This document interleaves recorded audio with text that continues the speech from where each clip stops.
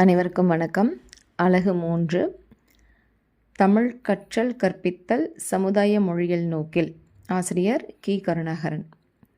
இந்த பாடத்தில் ஆசிரியர் என்ன சொல்ல வராரு அப்படின்னா, நம்ம தமிழ் மொழியை சமுதாய மொழியியல் அப்படின்ற அணுகுமுறையில் எப்படி கற்பிக்கணும் அப்படின்றத இவர் பிரிவாக பேசியிருக்கிறாரு. அதில் பார்த்திங்கன்னா, தமிழ் மொழி காலங்காலமாக கற்பிக்கப்பட்டும் பயிலப்பட்டும் வருகிறது. பல்வேறு காலகட்டங்களில் தமிழை கற்றுக் கொடுப்பவர்கள் அந்தந்த கால சூழலுக்கு பரிந்துரைக்கப்பட்ட தனக்கு தெரிந்த அணுகுமுறைகளை சமுதாய தேவைக்கேற்ப மாணவர்களுக்கு கற்றுக் கொடுக்குறாங்க. அப்படி கற்றுக் கொடுத்துட்டு இருந்தாங்க. காலந்தோறும் மொழியை கற்பிக்கும் முறைகளில் புது புது முயற்சிகளும் அணுகுமுறைகளும் கையாளப்பட்டு வருகிறது. இப்போ எடுத்துக்காட்டாக பார்த்தீங்கன்னா என்ன சொல்கிறார் ஆசிரியர்னா, தொடக்க காலத்தில் மொழிபெயர்ப்பு முறை, போல செய்தல் முறை இது எல்லாம் மாறி தற்காலத்துக்கு ஏற்ப அமைப்பியல் முறை, கருத்து புலப்பாட்டு முறை, சமுதாய மொழியியல் முறை போன்ற அணுகுமுறைகளில் தமிழ் மொழி கற்பிக்கப்பட்டு வருகிறது. இதன் பயனாக மொழியை நாம் பயன்படுத்தும் விதத்தில் வேகம், ஆற்றல், எளிமை, நிறைவு போன்றவை படிப்படியாக ஏற்பட்டு வருகிறது அப்படிங்கிறத நம்ம தெரிஞ்சுக்க முடியுது அப்படிங்கிறார் ஆசிரியர். இந்த அடிப்படையில் சமுதாய மொழியியல் நோக்கில் தமிழை கற்பிக்கும் முறையை இந்த நூலாசிரியர் இந்த பாடத்தில் நமக்கு சொல்ல வரார். அதாவது மொழியை கற்றல் கற்பித்தலை 2 பிரிவாக அடக்கலாம். 1 முதல் மொழி கற்பித்தல், 2 இரண்டாம் மொழி கற்பித்தல் அப்படின்ட்டு. இந்த கற்பித்தல் முறையை கற்போருக்கும் கற்பிப்போருக்கும் பின்பற்ற வேண்டிய நெறிமுறைகள் அவர்களுக்கு தேவைப்படும் செய்திகள், கருவி இதையெல்லாம் வேறுபடும். எதில் அப்படின்னா முதல் மொழி கற்பித்தல்லையாக இருக்கட்டும், இரண்டாம் மொழி கற்பித்தல்லையாகட்டும். அதே போல் 2 மொழி பயன்பாட்டில் இருந்தாலும் சரி, பல மொழிகள் வழக்கில் இருந்தாலும் சரி, ஒரே மொழியை பற்றிய இரட்டை வழக்காக இருந்தாலும் சரி, அதாவது ஒரே மொழியை பற்றிய இரட்டை வழக்குனா இப்போ நம்ம தமிழ் பேசுகிறோம் அப்படின்னா பேசுகிற மொழி, பேசுகிற விதம், பேச்சு மொழி ஒரு மாதிரியாக இருக்கும். எழுதும் போது பார்த்திங்கன்னா கையாளக்கூடிய இலக்கிய மொழி வேறாக இருக்கும். இந்த பட்சத்தில் அந்தந்த மொழி முதல் மொழியாக கற்பிக்கப்படும் பொழுதும் சரி, இரண்டாம் மொழியாக கற்பிக்கப்படும் போதும் சரி, சமுதாய மொழியியல் அறிவுங்கிறது அவசியம் தேவைப்படும். ஏன்னா அதுக்கு பயன்படுத்தப்படும் உத்திகளும் செய்திகளும் கருவிகளும் வேற வேற இருக்கிறதுனால ஒரு சமுதாய மொழியியல் அடிப்படையில் தமிழ் மொழியை கற்பித்தல் என்பது அவசியமானதாக இருக்குது இந்த காலகட்டத்தில் அப்படின்ட்டு ஆசிரியர் சொல்கிறாரு. அறிவுத்துறையின் வளர்ச்சிக்கு ஏற்ப பல்வேறு அடிப்படைகள் காரணமாக அமைந்துள்ளது. மொழி வளர்ச்சிக்கும் இந்த மாதிரி சமுதாயவியல் அணுகுமுறை பொருந்தும் அப்படின்றாரு. ஏன்னா ஒரு சமுதாயம் வளர்ச்சியை அடைய வேண்டுமென்றால் தெளிவான நெறிகளை வகுத்து அதை பின்பற்றுவதற்கான வாய்ப்புகளை ஏற்படுத்தி கொடுத்தாதான் அந்த சமுதாயம் வளர்ச்சி அடையும்.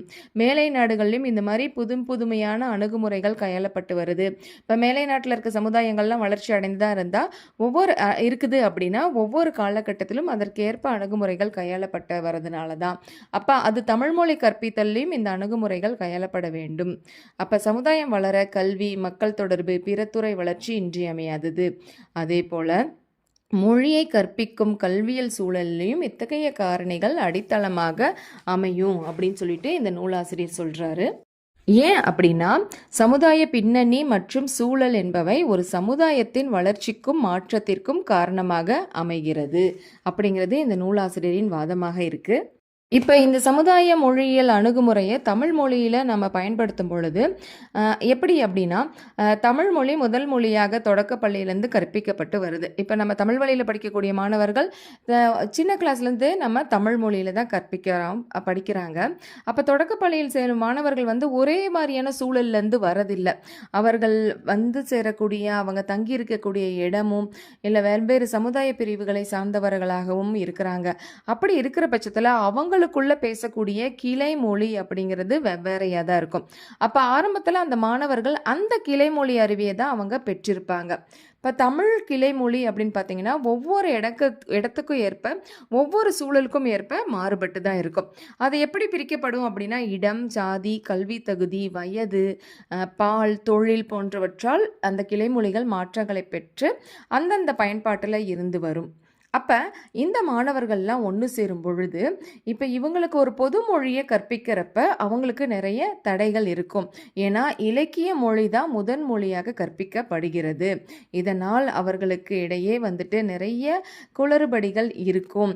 அது மட்டும் இல்லாமல் அதை கற்பிக்கக்கூடிய ஆசிரியர்கள் அவங்க முறையான பயிற்சி பெற்றவர்களாக இருந்தாலும் சில நேரங்களில் அவங்களுக்குரிய கிளைமொழிகளை ஆசிரியர்களும் பயன்படுத்துறதுனால இலக்கிய மொழியை வந்து கிளைமொழி பேசும் மாணவர்களிடையே கொண்டு செல்வதற்கு சில இடர்பாடுகள் இருக்க தான் செய்யும். ஏன்னா இலக்கிய மொழியில் வந்து பார்த்திங்கன்னா அவங்க பேசுகிற கிளைமொழிகளில் வந்து பார்த்தீங்க அப்படின்னா தடையொலி, உரசொலி, மருங்கொலி, வருடொலி, ஆடொலிங்கிறது இலக்கிய மொழிக்கும் கிளைமொழிக்கும் இடையே வேறுபடும். அதனால் சின்ன சின்ன இடர்பாடுகள் இதில் வரும் அப்படின்ட்டு ஆசிரியர் சொல்கிறாரு. ஆகையால் இந்த தாக்கமெல்லாம் தமிழ் நிலைமொழி அறிவினை பெறுவதில் பெரும் பாதிப்பை, நிலைமொழி அப்படின்னா முதன் மொழி இலக்கிய மொழி அறிவை பெறுவதற்கு ஒரு பெரும் பாதிப்பை ஏற்படுத்தும் அப்படின்னு சொல்லிட்டு அவர் என்ன சொல்கிறார்னா, மொழியை கற்பிக்கும் பொழுது எப்படி திட்டமிட வேண்டும் என்றால் மொழி பயன்பாட்டிற்கான மொழி கொள்கைகளை முதல்ல வகுத்துக்கணும். அது என்னன்னா முதல் மொழி கற்பித்தல், இரண்டாம் மொழி கற்பித்தல். அடுத்தது மொழி கூறுகளை அதை எப்படி கற்றுக் கொடுக்குறோங்கிறத செம்மைப்படுத்தணும். எப்படி ஒலிகளை எப்படி கற்றுக் கொடுக்கணும். அடுத்தது எழுத்துக்களுக்கு முக்கியத்துவம் தருதல். அடுத்ததாக இலக்கண கூறுகளுக்கு முக்கியத்துவம் தருதல், பொருள் அமைப்புக்கு முக்கியத்துவம் தருதல். இதன் வழியாக சமுதாய மொழியியல் பின்னணியையும் கருத்து எப்படி மாணவர்களுக்கு புலப்படுத்த வேண்டும் என்பதையும் நாம் கற்றுக் கொடுத்தோம் என்றால் மொழி பயன்பாட்டு ஆற்றல் தெளிவடையும் அப்படின்ட்டு ஆசிரியர் சொல்கிறாரு. இப்படி நம்ம சமுதாய மொழிகளில் நம்ம கற்றுக் கொடுக்கும் பொழுது அந்த வழக்கு சொற்கள், வழக்கில் உள்ள ஒலிகள், தொடரமைப்பு, பொருளமைப்பு போன்றவற்றை தெளிவாக கண்டறிந்து அவற்றை நிலைமொழியோடு, அதாவது இலக்கிய மொழியோடு ஒப்புமைப்படுத்தி ஒப்பு நோக்கி அதை கற்பிப்பதற்கான முயற்சிகளை நாம் மேற்கொள்ள வேண்டும். மட்டும் இல்லாமல் ஒவ்வொரு சூழலிலிருந்தும் வரக்கூடிய மாணவர்களையும் அவர்களுடைய கிளைமொழிகளையும் ஒப்பு நோக்கி, இதுதான் சமுதாய மொழியியல் கற்பித்தல் அப்படிங்கிறது. இப்போ ஒவ்வொருத்தரும் ஒவ்வொரு பின்னணியிலேருந்து வருவாங்க. அவர்களுடைய கிளைமொழிகளை ஒப்பு நோக்கி அந்த கிளைமொழிகளில் இருக்கக்கூடிய குறைபாடுகளை கண்டறிந்து, அந்த ஒலிகளை கண்டறிந்து, அவர்களுடைய வழக்குகளை கண்டறிந்து, அப்போ அதை பேச்சு வழக்கு மொழியில் இருக்கக்கூடியதை, இந்த குறைபாடுகளை எல்லாம் கண்டறிந்து இலக்கிய மொழியை பேசுவதற்கான பயிற்சியை, ஒலி பயிற்சியை நாம் பின்பற்ற வேண்டும். அந்த பயிற்சியை நாம் அளிக்கணும். அதுதான் சமுதாய மொழியியல் துறையோடைய முக்கியத்துவம் அப்படின்ட்டு சொல்கிறார் ஆசிரியர்.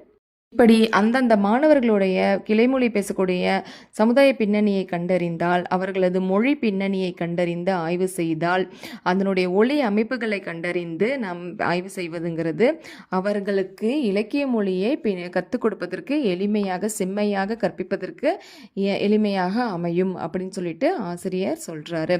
இதனால் கற்றல் கற்பித்தல் முறையும் சிறப்பு பெறும் அப்படின்னு சொல்லிட்டு இந்த சமுதாய நோக்கில் மொழியை கற்பித்தலுக்கான சிறப்பாக இது அமையும்.